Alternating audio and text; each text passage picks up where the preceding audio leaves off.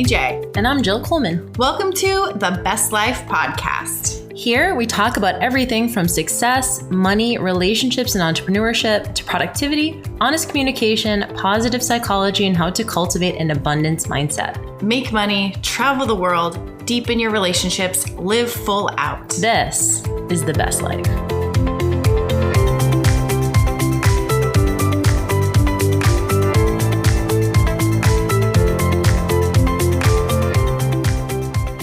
Hey guys, welcome to the Best Life Podcast. This is Danny J. And this is Jill Coleman. Oh my gosh, we are going to talk today about transparency and obligatory sharing.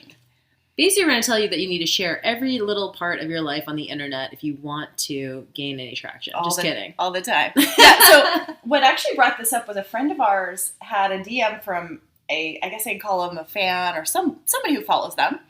And they basically said, hey, I've been noticing you haven't been posting about your husband. What's going on? Are you guys broken up? And it was kind of like, whose business is it? And why is a complete stranger messaging this person trying to find out personal information? So Jill and I wanted to have a conversation about, what are we expected to share? What should we put out there? And just what's the etiquette? So as we're telling that story, most of you listening are probably like, oh, of course you shouldn't have asked that. And I think it's normal at the same time. I can also understand from the other person's perspective of, hey, and I know you and I went through this too, of I've been with you for the last 5, 6, 7 years as a follower or as a fan. I've read everything. I've grown up with you. I feel obligated. I mean, I feel like it's my, like you're responsible to tell me to disclose that stuff. And so I can totally understand that as well. Yeah, no, totally. There's actually some kind of meme I have saved. I should look at my phone, but it's like when someone you follow or maybe like a celebrity breaks up, like you want to hear both sides because you feel like you deserve to know and you get to pick sides or you need to know what happened. Yeah. And one of the interesting things that I found is that most everyone who for the 2 years or I guess a year and a half that Jade and I were separated, that we weren't talking at all about our relationship, I didn't answer one single question. I got dozens and dozens of comments publicly on public forums, emails, DMs on Facebook, and I know you had the same. Every single person almost started with, I know this isn't any of my business. So they started with, I know this isn't any of my business, but, and I'm like, okay, you know that. And at the same time, you're still asking, and I totally get why, but at the same time, they knew that it wasn't. Yeah. Like, okay to ask. And I thought that was so strange. You're saying already that it's none of your business. You're like, I know this is none of my business, but I'm going to ask anyway. Yeah, it's so interesting. It's interesting because in the world that we're in, and it's funny because we actually spilled so much on the first episode talking about our affairs. So we do share so much, but there's also, I think, a really fine line, and I'm glad that we did an episode about boundaries as well, because there really is a fine line between transparency and sharing everything and then keeping things close to you and getting to decide what those are. And some people, their privacy is like, their walls are very, very high, and we're very open. We share a lot with our listeners and just with people in general. So I think maybe that's why others who follow us maybe feel, obligated to those secrets or those things. But there is a fine line out there. Yeah, I think the entitlement piece is huge too. One thing that's interesting, you guys don't know this, one of the reasons why Danny and I wanted to start this podcast is because we wanted to start normalizing and neutralizing even some of the messy stuff that's going on behind closed doors. So for us, we had very similar situations with our relationships, very similar kind of business backgrounds. We kind of had a lot of similar experiences. And I remember looking around, even back to when we were competing. And, Oxygen Magazine wasn't talking about post-competition blues. No one was talking about weight regain and the depression and kind of like the feelings of not good enough that happens when you do regain weight. And I remember looking around the industry and be like, why is no one, am I the only one? And it felt really lonely. Yeah. And I felt so much shame. Like everyone else was just able to jump off stage and like stay lean for the next year until their next show. And I didn't know that what I was experiencing was so normal. And I wish that someone else was out there was saying, hey, this is going on. And you and I both know we've gotten hundreds of messages at this point from women who have been in relationships that they don't, maybe they've had an affair, they've been with someone who had an affair, they're thinking about doing it. And I'm not saying this is going on with everybody, but there's enough people that this is going on behind closed doors that I don't want anyone to feel bad about this. To me, this is normal human stuff. And I certainly don't advocate for divorce or for staying together or anything like that. I advocate to do what's best for you. And I know you probably feel the same, but I want to normalize some of these conversations. So I'm glad that we're having this. God, I so do. It's funny when you brought up the fitness industry, because I remember in particular, there was a brand new group coming out and their trainer was having them wear squeams or basically waist trainers or corsets. But they had to, and these girls actually had to sign a document saying that they wouldn't share the secrets of this group. Yes. And so I remember going to the Olympia and seeing some girls, and I'm like, I think they're wearing corsets. And it was this bizarre thing. It was like a secret that everyone was doing it because the bikini had just started and they were like trying new things to make their waist smaller. And then people started talking about it as if you couldn't see the things that they were wearing anyway. But I think it's really funny that we've come from where there's these secrets to now, and I love it, and we even talked about this last night, where we're able to share more stories, we're able to share things that are going on, and like the Me Too movement, it just happened where people are able to actually speak up and share their truth and share things that maybe have happened in order just to shed light or to spread awareness or to make others just feel simply that they're not alone. And I think that that's one of the good and the more powerful sides of transparency. And then there's the other side of what's too much and what's none of anyone's business. And I think really sometimes what it comes down to, and especially in regards to like our relationship and what we were going through, is I really believe that there needs to be some sort of resolution, maybe within the person. So I know that there's sometimes oversharing. You know, we've all followed that person who like blasted I know, at least I've seen this, blasted their spouse, like posted the text from this cheating spouse on Facebook, and you're like, wow, that's a little too much. And you can see that there's hurt and they're trying to get back. But I think that I actually did get some messages from people saying, hey, I really appreciated the way you shared and how you came about it. And I just know that while I was going through it, while you were going through it with Jade, it just wasn't the time to talk about it. Yeah. It wasn't the time, and it would have been a very interesting reason for saying it. It would have been more self-serving and maybe just to unload instead of being able to share some of how we got through some of the hard stuff. Yeah, I think, it was interesting because I was coaching a woman in Best of You a couple of years ago who I was helping with her business, and she had gone through a divorce herself. And she said to me on the phone, this is when Jade and I were separated, but I wasn't talking about it. And she said, I just feel like, I feel like so many people go through divorce and they never say anything about it on the internet, and like she named a couple people who were like friends of mine who didn't go through divorce and decided not to talk about it. Mm-hmm.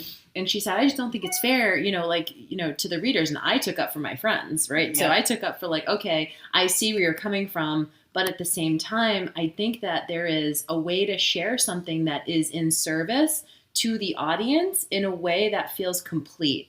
And so I know for me, it was like, no. And then I was like, finally, like, I'm ready. Mm-hmm. It wasn't, and I didn't force it. And I think for a lot of people, like to your point, people do feel like they kind of have to force it. They feel like they owe it to their readers to share that stuff. To me, at best, that would be a disservice. At worst, it would be disastrous to share before you're ready. Yeah. And how do you know? So for you anyway, how do you know if you're ready to share something? Well, I think first off, you have to really ask yourself, why am I sharing? Because I think that some people have to earn the right to know those things, right? So I did not share with a lot of people who knew me and my husband personally, and just in general. So, first I think it's deciding to share with people who are close to you, who can support you. In general, I think it really is about, why are you sharing? Are you looking for support? Are you looking to vent? Are you looking for just people to rally around you? Are you looking, it's like, what are you looking for? So you really have to just get introspective and ask yourself. So for me, of course, I didn't need to share on the internet because I didn't need everyone to like jump on the bandwagon of like, oh, your spouse is a jerk. And mm-hmm. I didn't need any of that. I needed a tight, small group of people who could support me and the pain and the struggle that I was going through. When I finally decided to share online was when I had felt that there was some resolution, which was we were finally filing for divorce, and also that I didn't have big emotional triggers around it anymore. I wasn't feeling angry. I wasn't trying to lash out at anyone. I was simply really just trying to relate some of the lessons that I had learned during the year and what I had gone through. And so I wasn't really ready to share publicly until I felt like there was some resolution. And it took about a year. And I know that for different things, it doesn't take that long. For some things, I might never share. Right. I mean, I don't know what's coming up in the future for me, but also, for my business, because the way I've built and talked a lot about personal things, it was okay. If I had a tech business, or maybe if I was like Amy Porterfield, she does like marketing stuff, I don't know if it would be relevant to share in her space, but in my space, it did seem a little bit relevant. And I think because I had brought my spouse on social media in different ways, and suddenly he disappeared. And so there was a little bit of me feeling obligation to explain that. Yeah, I think it's interesting. So this is the kind of the line we talked about between like sharing and service and dumping. Mm-hmm. Sometimes, and you guys all know this, we all follow someone on Facebook or whatever who it's like this ongoing soap opera of like everything that's going on that's terrible in their life. They're like just posting to the news feed, and you're watching it and you're like, this is not, I don't want to even relate to this person. It's just like, it feels all negative. It just feels like dumping. And I think when you can share something in service, it can't be about you anymore. It has to be about who's reading it. And one thing that sometimes we forget is the shame piece associated with some of the stuff. So when we're talking about weight regain after a competition, the reason why I started talking about that was not only to make other people feel normal, but honestly, selfishly, to get it off my chest, to just like put it out into the universe. And one of my favorite things, you guys, I'm sure if you're familiar with Brene Brown's work, if you're not, definitely check out Daring Greatly. But she says in that book that shame can't survive being spoken. So a lot of times, if you find yourself feeling shameful about, I know for me that the affair was a huge shame point and embarrassing. And, I felt guilty. I felt like I wasn't good enough, all of those things. And once I started to work through a lot of my own triggers around that of not feeling good enough, then I was able to talk about it in service, and it didn't seem as scary. I'm sure people ask you all the time, they do me, they'll say, I can't believe you had the courage to share that. Look, you don't just jump right to sharing something huge. You start with sharing something really small. Like maybe if you're a personal brand and maybe you help people with fitness and nutrition, you start talking about like a time you didn't eat perfectly. Like maybe that's one little tiny share that you put on social media, and you share that. And, my girls in Best of You a lot of times will say stuff like, oh my God, I just posted something so scary, and I just like ran it away and hid for the day. Yeah. Get off social media and hide for the day. And in my mind, and I know yours too, in those moments where we're sharing something that is really vulnerable and it's something that we might have had shame around in the past, it's a huge service, but it is also super scary. But they've always been the most impactful shares. Totally. Every time. I remember making my first YouTube video on metabolic damage. It's actually one of the has the most views of any video I've ever done. And it was the same thing. I just needed to get it off my chest. It was about like the post competition, all of that stuff. And I was so frustrated because nobody was talking about it. And suddenly I was just like, if nobody's going to talk about it, then I guess it's going to be me. And I got hundreds of emails. And literally there was a gal who was a IFBB pro that I saw at the Olympia. And she came up to me. She was working at the Gaspari booth, and she said, oh my gosh, I love what you're doing. I love what you're talking about. And she goes, I wish she was whispering. I mean, we're in crowds of people. Nobody could hear her. But she said, I wish I could talk about this stuff, but I can't because of who I am. And I remember thinking, and what she meant by that was she can't talk about it because who she is, meaning she's a pro, and that would somehow tarnish her image, or the powers that be, the powers that be wouldn't like make her win first or second place. I don't know. But I remember thinking, because of who you are, you should be talking about this. But this woman was struggling as she was a pro. And to be honest, the majority of the pros that I met at that time were going through this stuff, and they were probably struggling the most. And they were really exacerbating it because girls like me were looking, going, I want to get my pro card. I'll do whatever it takes, and had no idea these repercussions that were happening after the fact, because they would go completely underground, silent, disappear for a few years, and come back looking perfect. And you didn't even know that for 2 years they had gained 50 pounds and wanted to just die of embarrassment. And it just wasn't doing anyone a service. And I also do understand why they did that. Back in the day, it used to be you wouldn't even post a picture unless you looked perfect. And now everybody's like, no makeup. And it's like you can be so real, but before you could not. I know. It is really interesting to me. People feel like it undermines their credibility sometimes to share and pull the curtain back a little bit and share some of the behind the scenes. That's so interesting to me. Like you said, that's the person who probably needs to be doing it the most because they would have the most impact.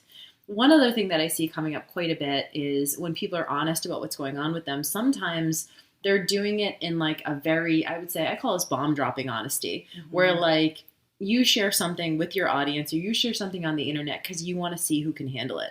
Like you're like, let me see if you can handle me now, right? So I think, again, it can't come back to you. It can't come back to like, it's because I need to see who's with me, right? I need to see who's going to support me now. Like they know the truth. Give me an example of bomb dropping.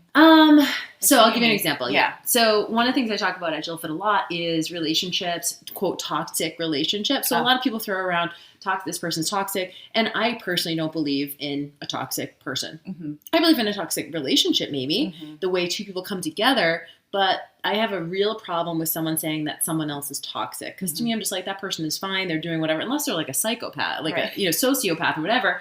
But if someone is coming together with you in a way that you don't like, you can either change the way you interact with them or you can leave. Yeah. But a lot of people, when I talk about, boundaries and I talk about stating your truth as a filtering system, they're like, thanks for this reminder. I'm going to finally tell that coworker what I really think. And I'm like, that's not what we're talking about, right? We're not talking about you sharing something out of spite. Mm-hmm. We're talking about you sharing something when you're fully ready and, like you mentioned earlier, not emotionally attached to it anymore. Mm-hmm. I was totally detached and disassociated from the responses that I was going to get as a result of sharing about my marriage. To me, I had already gotten to the point I had in the back of my head gone, I might get these responses, I might get these people are going to be shocked, they're going to be mad at Jade. And believe me, a lot of people were. They're going to be mad at him. Am I going to throw him under the bus, right? So we have all these kind of considerations, especially if you're online personal brand. A lot of you guys have stories about people in your family. Yeah. So if you've ever had problems with a parent or, you feel like your mom helped you get that eating disorder or whatever it was, right? Sometimes we don't feel comfortable sharing that.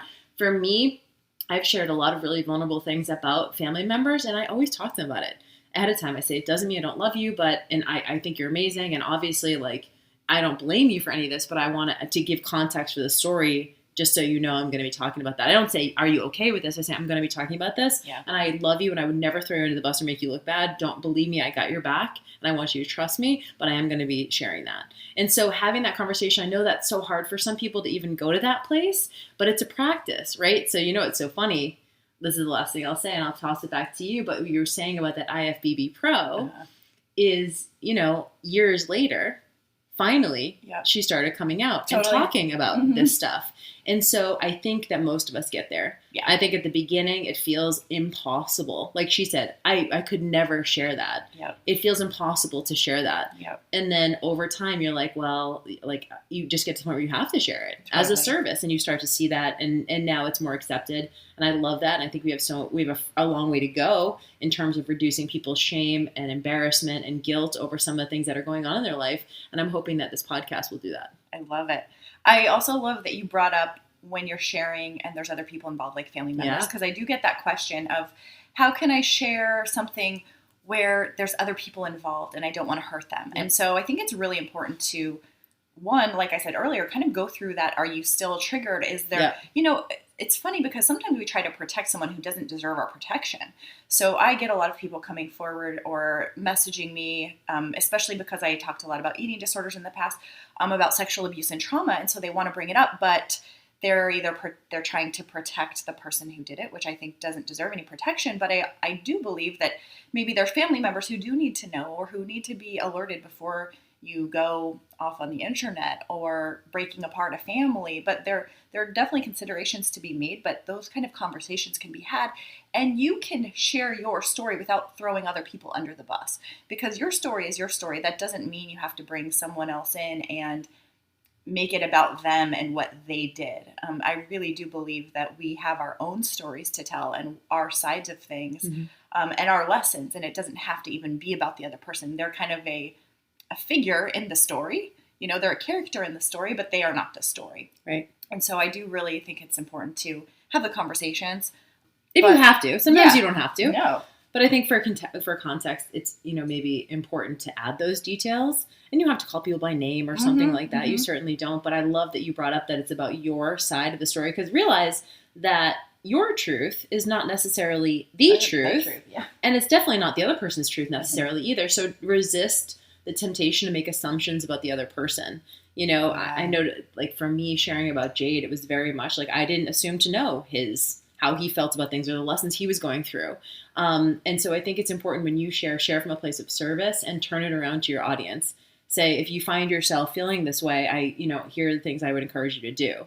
It has to be in service and not dumping. I love it. Do you think there's anything that we are always, as like an influencer or somebody with an audience, that we are obligated to share? Or do you think there's always decisions? Here's what I do feel is important to feel, because your audience needs to feel included. It just needs to feel included. So if you're doing something with your business that you're changing a direction, or you are, you promised one thing and you're going to have to change that and go over here, communication with your audience is key around changing directions or changing policies or changing promises.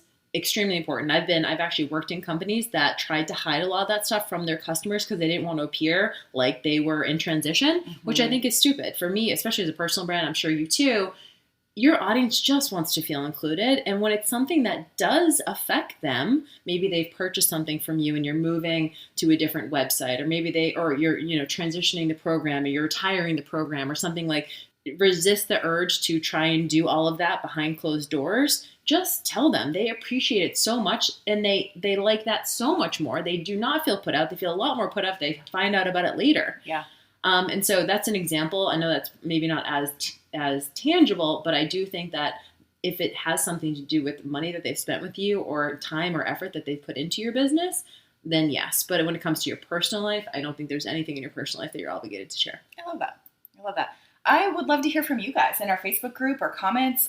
What do you think about transparency and talking about all the things, and what's okay to share and not okay to share? Especially what are you turned off by? This would be good market research for us to know what is kind of off limits. We'll ask you, Danny. Maybe you're not going to tell us specifically, because the nature of the question is, what are you not wanting to talk about? And you don't have to talk about it, but I'll tell you what I'm not talking about right now. Well, definitely. Probably it's the same thing.